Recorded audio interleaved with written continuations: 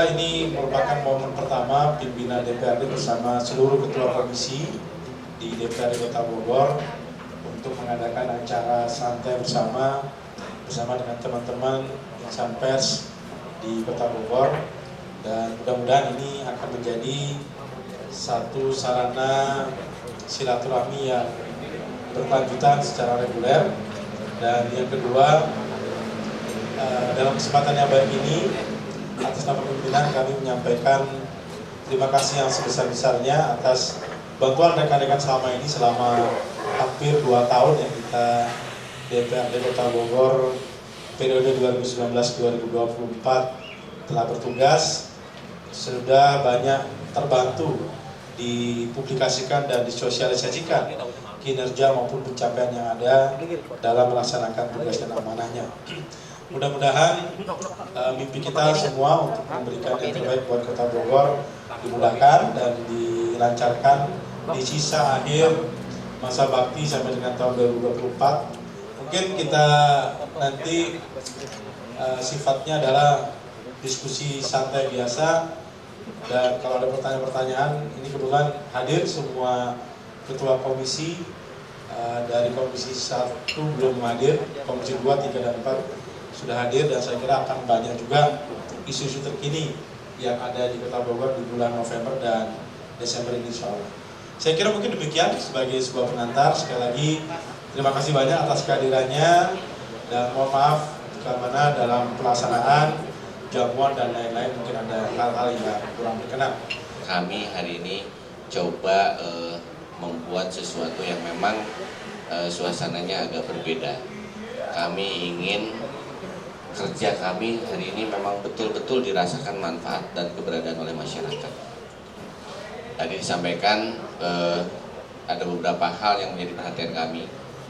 Ya, selain RTLH tentunya kemarin ketua dengan semangatnya ingin yang selama ini saudara-saudara kita disabilitas yang kurang atau belum tersentuh perhatian yang maksimal diberikan tentunya keleluasaan melaksanakan kegiatan melalui perhatian dengan kita berikan anggaran yang cukup. Kemudian kami merasa bahwa dalam kondisi pandemi ini dengan sekolah tatap muka yang masih terbatas, kami ingin memberikan perhatian benteng utama pelajar yang melakukan belajar di rumah, salah satunya itu dengan mereka mengaji di wilayah, sehingga kami merasa bahwa kami akan sangat-sangat membutuhkan, akan sangat-sangat ingin memperhatikan keberadaan guru ngaji yang terutama yang ada di wilayah seperti itu, sehingga ada beberapa hal yang mungkin menjadi koreksi kaitan dengan rencana kerja yang ingin dilaksanakan oleh pemerintah Kota Bogor. Saya berharap silaturahmi ini bisa terus dilakukan ketua, sesuai dengan harapan ketua minimal 3 bulan sekali, sehingga informasi sekecil apapun yang kami lakukan kaitan dengan apa yang menjadi tugas dan wewenang kami, amanat yang kami emban, masyarakat melalui teman-teman yang hadir di sini juga bisa terus mengetahui yang memang kami lakukan sesuai dengan tupoksi yang kami miliki. Rekan-rekan semua, tentunya Komisi 2 sama juga dengan rekan-rekan komisi yang lain, ya, kita di kuartal kedua ini hampir habis masa jabatan ke komisi, ya. Jadi ada waktu 1 bulan lagi kita bekerja sebagai ketua komisi, mungkin besok berpindah berganti tugas. Insya Allah dalam posisi di Januari kemarin ditetapkan sampai dengan hari ini di bulan November, kami bersama 11 orang rekan-rekan Komisi 2 dapat menjalankan tugas sesuai dengan fungsinya, tentunya di leading sektor bidang perekonomian dan keuangan. Substansi berkaitan dengan fungsi kami bagaimana mendorong berkaitan dengan PAD masuk, ya tentunya sampai dengan hari ini alhamdulillah dapat kami selaraskan. Hanya saja dalam 2 tahun terakhir berkenaan dengan situasi COVID ini yang tentunya tidak bisa kami prediksi, tapi alhamdulillah bisa distabilkan. Dan yang paling penting hari ini yang sedang kami telah, yang sedang kami juga sasar berkaitan dengan PDJP, ya, yang mana kita tahu semua isunya seperti apa, kondisinya bagaimana, tapi ada satu harapan yang mana daripada PDJP ini untuk bisa berakselerasi. Teman-teman tahu bahwa hari ini sudah mendapatkan apa yang menjadi program bis sudah melandai di Kota Bogor, hanya saja berkaitan dengan nakodanya yang hari ini belum rampung. Saya kira mudah-mudahan ini bisa diselaraskan apa yang menjadi harapan daripada PDJP ini yang menjadi krusial di Komisi 2, bisa memberikan lagi sumbangsi PAD yang sehat terhadap pemerintah kota. Kalau bicara tentang komisi, karena saya tahun ini dipercaya menjadi Ketua Komisi 3, tidak jauh berbeda dengan yang lain. Yang membedakan hanyalah tupoksi kita. Karena Komisi 3 itu tupoksinya adalah infrastruktur, lingkungan hidup dan transportasi. Jadi tidak jauh-jauh dari 3 itu. Dan akhir-akhir ini yang banyak WA ke saya dari teman-teman sahabat-sahabat wartawan, yaitu berkaitan dengan infrastruktur yang saat ini sedang dibangun di Kota Bogor. Ada yang negatif, ada yang positif, tapi mudah-mudahan di ujungnya nanti semuanya bisa positif. Karena sekarang masih dalam proses pembangunan, walaupun ada beberapa lokasi pembangunan yang memang kemudian memunculkan masalah, baik itu dengan masyarakat setempat maupun dengan yang lainnya. Nah, pada kesempatan ini juga mungkin saya juga bisa mendengar dari sahabat-sahabat wartawan semua apa sih yang sebenarnya terjadi di lapangan, karena kita anggota DPRD juga tidak mengetahui A sampai Z secara detail. Mungkin ada juga yang terlewat dan lain sebagainya. Nah, mudah-mudahan di sini kita bisa saling menyampaikan dan saling menjelaskan sehingga tidak ada lagi berita yang atau isu-isu yang dilempar yang tanpa kita ketahui dan sehingga membuat opini yang kurang baik, seolah-olah kita ini tidak atau mengabaikan fungsi pengawasan dan sebagainya. Terkait dengan Komisi 4, kami terus mengawasi jalannya pemerintahan Kota Bogor, khususnya di bidang pendidikan, kesehatan, dan sosial. Sekarang ini terkait dengan pendidikan, Komisi 4 sedang mengawasi adanya program tentang pelunasan tunggakan biaya pendidikan yang banyak sekali dikeluhkan oleh masyarakat Kota Bogor.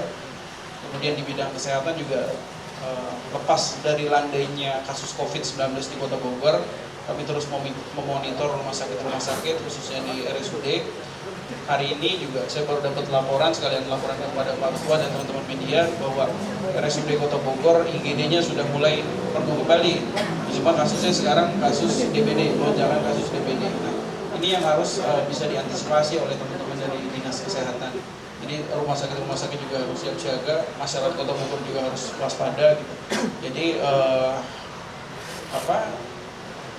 pelajaran lah buat kita, karena DBD ini tahun-tahun sebelumnya sering menjadi KLB di kasus luar biasa gitu di Kota Bogor. Nah, kemudian di bidang sosial kemarin saya mendampingi Pak Ketua juga menghadiri acara sosialisasi bantuan sosial. Hasil dari diskusi kami, penghematan anggaran dari Satuan, dari DPRD Kota Bogor, kita berusaha untuk menghemat, memangkas kegiatan-kegiatan yang dirasa bisa ditunda untuk kita alokasikan menjadi bansos. Kita alokasikan total ada 2.800 untuk calon penerima manfaat di Kota Bogor yang menjadi target adalah masyarakat yang sama sekali belum pernah menerima bantuan. Karena Kita tahu tahun 2020, tahun 2021 bantuan itu banyak sekali turun. BST Kemensos, kemudian PKH, BPNT, kemudian bantuan dari provinsi, dan lain sebagainya banyak masuk, termasuk UMKM juga. Nah, di luar itu masih ada tidak begitu banyak, masih ada masyarakat yang belum pernah menerima sama sekali, sehingga kami di DPRD berinisiatif untuk mengalokasikan anggaran, menggeser anggaran kami, berdiskusi dengan TAPD, dan akhirnya kita rumuskan satu program bantuan langsung tunai untuk masyarakat Kota Bogor sejumlah 2.800 yang insya Allah akan direalisasikan di pertengahan bulan Desember tahun 2021 ini. Itu kan masih terkendala dengan cara pendataannya seperti apa. Nah, akhirnya itu disepakati seperti apa Ketua untuk pendataannya, dan range waktunya juga kan sangat sempit ya, cuma 1 minggu aparatur wilayah itu untuk mendapatkan data yang benar-benar valid dan real gitu, yang memang belum mendapatkan bantuan. Nah, itu seperti apa? Terus dorongan dari dari DPRD sendiri, nanti pengawalan akan seperti apa nih? Biar tepat sasaran dengan jumlahnya yang terbatas 2.800. Pada saat pembahasan perubahan APBD 2021, kita akan arahkan kepada 3 program besar. Pertama adalah bantuan langsung tunai bagi masyarakat terdampak gelombang 2 COVID-19 di Juli dan Agustus. Kemudian yang kedua adalah bantuan permodalan untuk UMKM dan pelaku usaha kecil. Dan yang ketiga adalah untuk pembangunan infrastruktur di wilayah. Karena kami memandang selama ini bahwa DPRD melihat secara umum banyak masalah-masalah infrastruktur di wilayah yang belum tertangani karena hampir semua anggaran itu banyak digelontorkan di pusat-pusat kota. Namun masalahnya, pada saat kami mau menyampaikan anggaran 19 miliar itu semuanya proporsional kepada 3 program besar ini, ternyata ada ketidaksiapan dari Pemkot untuk menyalurkan kepada bantuan langsung tunai, bantuan permodalan, yang mana waktunya dianggap tidak mencukupi. Sehingga tadinya kita mau anggarkan 5 miliar untuk bantuan sosial, 8 miliar untuk permodalan, sisanya untuk infrastruktur.